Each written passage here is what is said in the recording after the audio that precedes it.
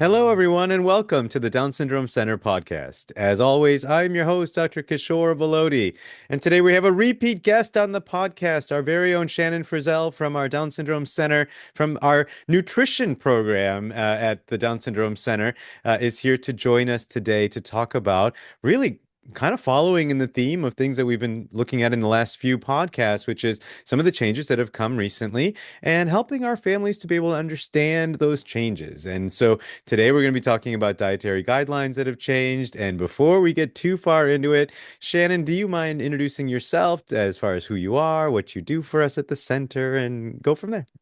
Yes, of course. Well, thank you, Dr. Velody. As was said, my name is Shannon Frizzell. I am the registered dietitian at the Down Syndrome Center of Western Pennsylvania. So I work with all ages of people with Down syndrome, from little kids all the way into adulthood, and we talk about ways that we can make healthy eating choices and keep our bodies moving to keep ourselves as healthy as we can. That's awesome. And you know what? I'll just say for the podcast and on the record that it has been an amazing thing to have you on the team. And for folks who listen who have a Down syndrome center in your area, or maybe you are perhaps somebody on the team at your Down syndrome center at your local hospital, having a nutrition dietitian support is unbelievably helpful when it comes to the little ones who need help with their picky eating or gaining weight or G-tube feed sometimes, or even our as they get older with the obesity. Boy, it's been super, super helpful. So, Shannon, I'm so excited to have you on the podcast, and I would love to get your opinion on what these most recent updates. Why don't we start with that? What have been the most recent updates to the guidelines, and we'll go from there. Yeah, so we have had a lot going on with these dietary guidelines. So, a little bit of background on what exactly the dietary guidelines for Americans even are. Hmm. So, these are recommendations with advice on what to eat and drink with the goal of promoting health and preventing disease. These guidelines come from the USDA and the Department of Health and Human Services. And they, like we said, kind of have the goal of more like general recommendations for population health. So we'll kind of dive into what some of these recommendations are and where we've seen changes and what stayed the same, and how we can maybe make these general guidelines a little bit more individual. So, in my experience, a lot of folks don't regularly reference the dietary guidelines as I'm counseling them.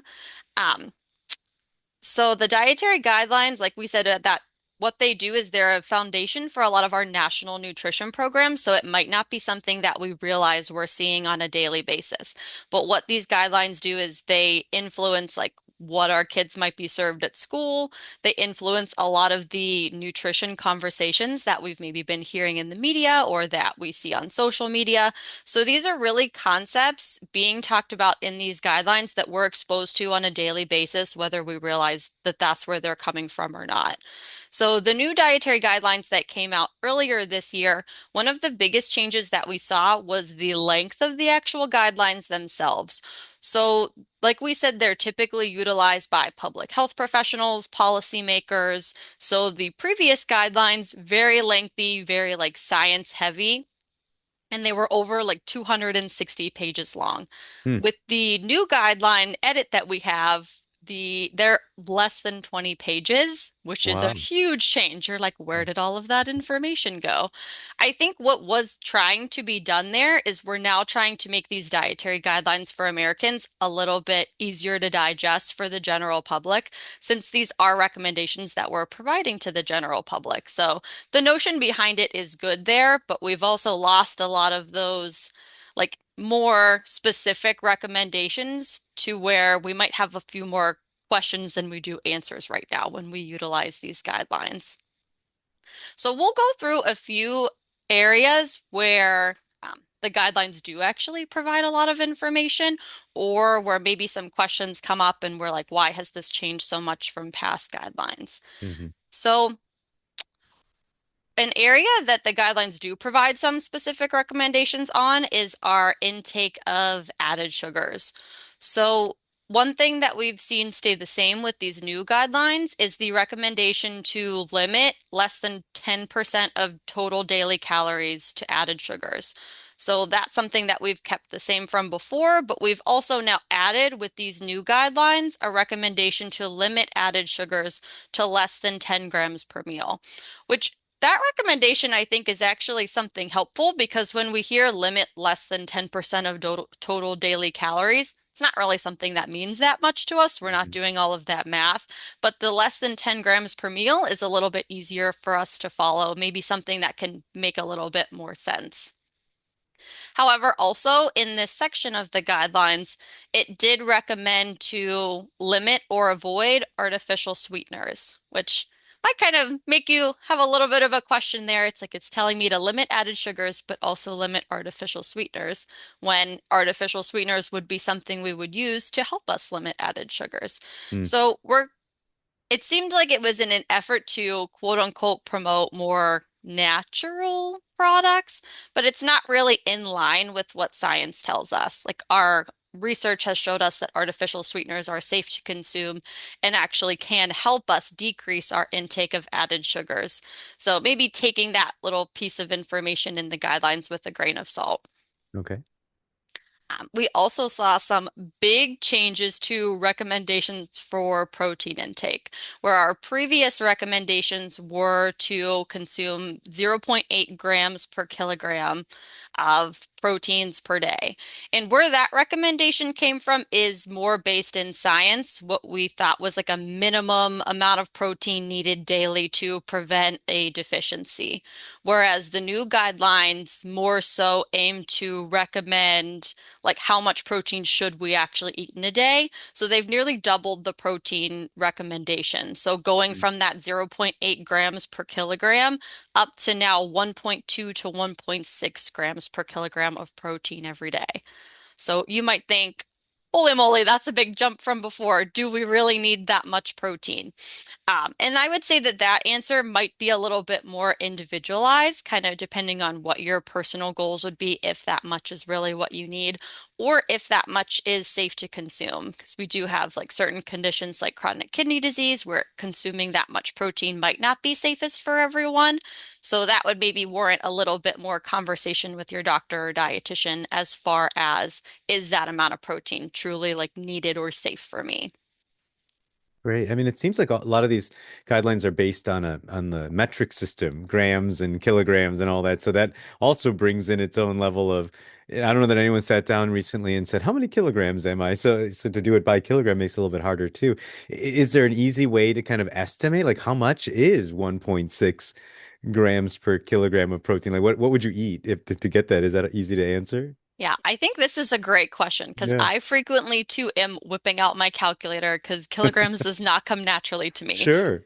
So I would say to approach this in more of a way, especially while we work with folks with Down syndrome, I think that calculating like grams of protein per day or per meal is not something that I see a lot of my patients doing.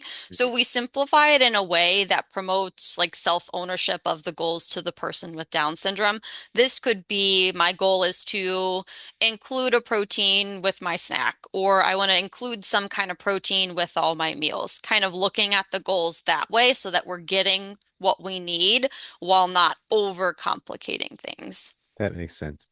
What about things like fats? I know that's always been a back and forth in dietary discussions. So where do things lie in the guidelines with things like saturated fats, unsaturated fats, that kind of thing? Oh, yes. Hot topics here, hot topics everywhere in these guidelines. So, one thing, actually, the recommendation for saturated fats is one thing that did stay the same in the guidelines. So, still recommending that we limit, again, less than 10% of our total daily calories to saturated fats. Again, like we might think of that less than 10% of daily calories might not mean too much to me, but thinking that if we can choose unsaturated fats or like finding alternatives, that that would probably be our goal. And if we're limiting our saturated fat intake, we're probably going to fall in that recommendation that's less than 10%. Where it gets a little bit confusing in these guidelines is we see a theme throughout that is pushing a more quote unquote natural foods.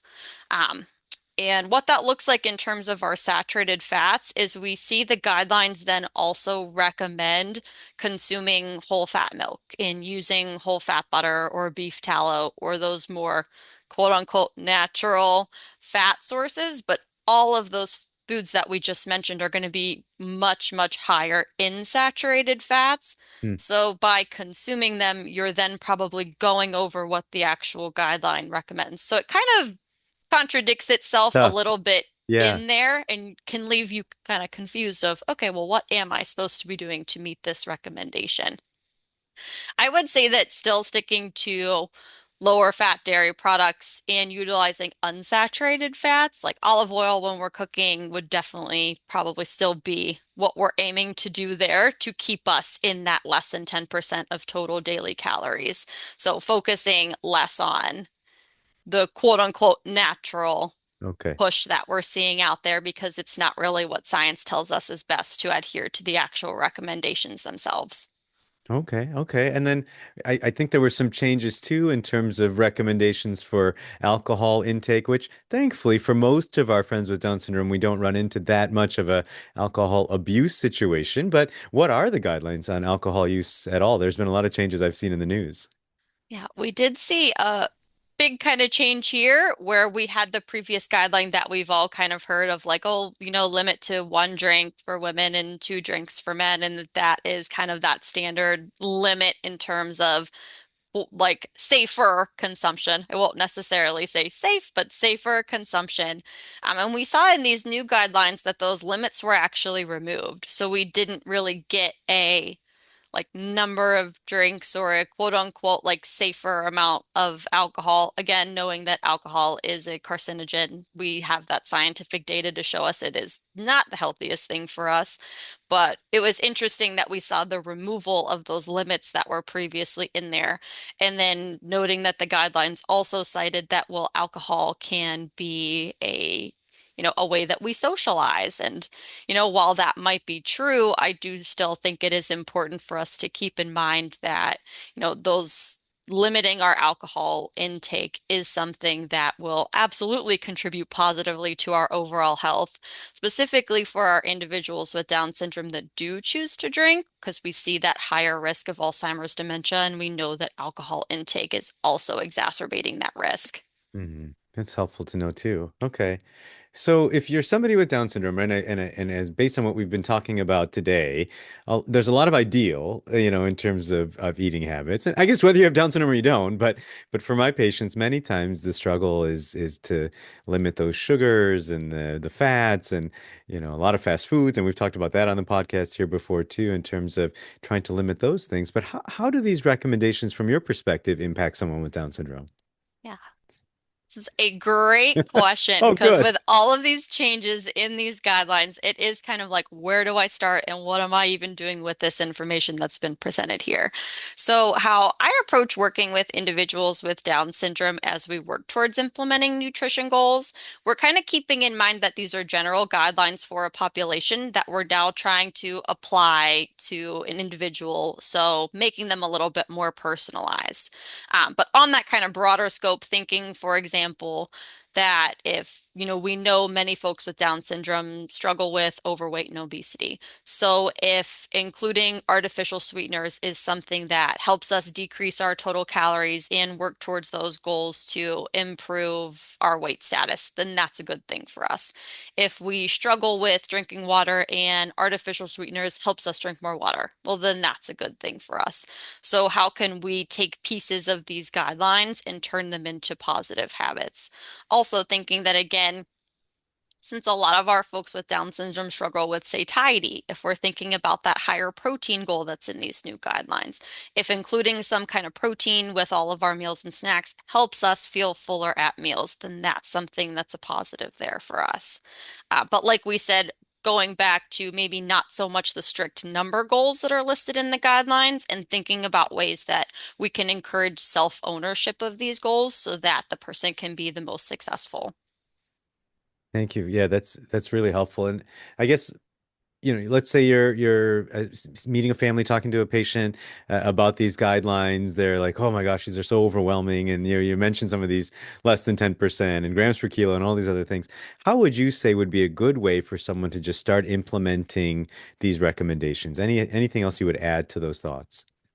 Yeah, as far as where we start, I think this is always the biggest hurdle it feels Yeah. like, because it does. It feels overwhelming, especially if we are, thinking about if we're working with a person with Down syndrome and they're like, well, I'm not eating a lot of fruits and vegetables. I'm not getting a lot of exercise. I'm, consuming a lot of regular soda. If a lot of these things stick out about our daily habits that we're like feeling this need to overhaul everything completely, it's really hard to fight that urge to want to change everything immediately. I think what's important to remember is just that like one ingredient doesn't like make or break a healthy diet. Our goal is to create a healthy lifestyle, which is accumulation of habits that's going to look different for everybody. So where we start with that is starting in a way that feels small and realistic, knowing that implementing behavior change is hard. And it can be especially hard for folks with Down syndrome who really thrive in those like consistent routines. So these habits that we already have, it can be a little bit more challenging to break. So starting somewhere that feels small and feels realistic, that we feel, yes, I feel confident in doing this. Also, keeping in mind that finding that why of the goal for the person with Down syndrome themselves is really important. Like, for example, if it's a person with Down syndrome that really loves to play basketball, relating these nutrition goals to, oh, well, this is something that can help improve your performance in basketball. You can, we can work towards things that can help you feel like run faster and play better and things that are actually important to them. I will say in counseling a lot of young adults with Down syndrome, I feel sometimes parents are like, oh, I'm concerned about their prediabetes. I'm concerned about their weight. And a lot of my young 22-year-olds are like, I could care less about Yeah. prediabetes at this Yeah. point. Uh-huh. So finding that why for that person and really utilizing that as motivation while we start to make these changes. And again, knowing that small changes might not feel the most impactful in the beginning. I feel I often hear families saying, well, like, this is too small of a change to make a difference, or this isn't really, going to have a big impact on this person. But remembering that when we're so ingrained in that routine of that habit that we want to break, we're not necessarily trying to, go 0 to 100. So if the goal is really small and it might quote unquote feel insignificant, what we're really doing is working on creating a new routine and a pattern. And like the Hmm. big changes will come later, but we need to have that like stable routine in place first to then build upon later. Yeah, I like that starting with something that there can be some success with. I've seen that very often in the patients that we've sent to you, where it's like start with one new food, and you're thinking one new food they could do that, but it's start that now I've got a victory to build on, and I love that idea because sometimes it's like okay, change everything is our temptation, and nobody's able to do that many changes all at once. So I love that idea.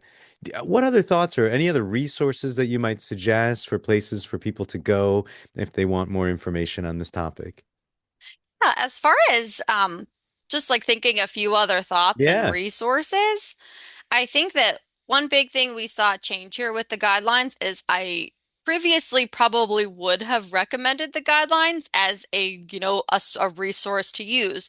But like we said, going from that 260 plus pages of information down to the small amount of information that's in there now, we might not be able to find those specific answers that we're looking for. Hmm. Um, with the previous guidelines, I do still really like the My Plate resource. I'm not sure if everybody even realizes that the My Plate that we know and love came from the old dietary guidelines.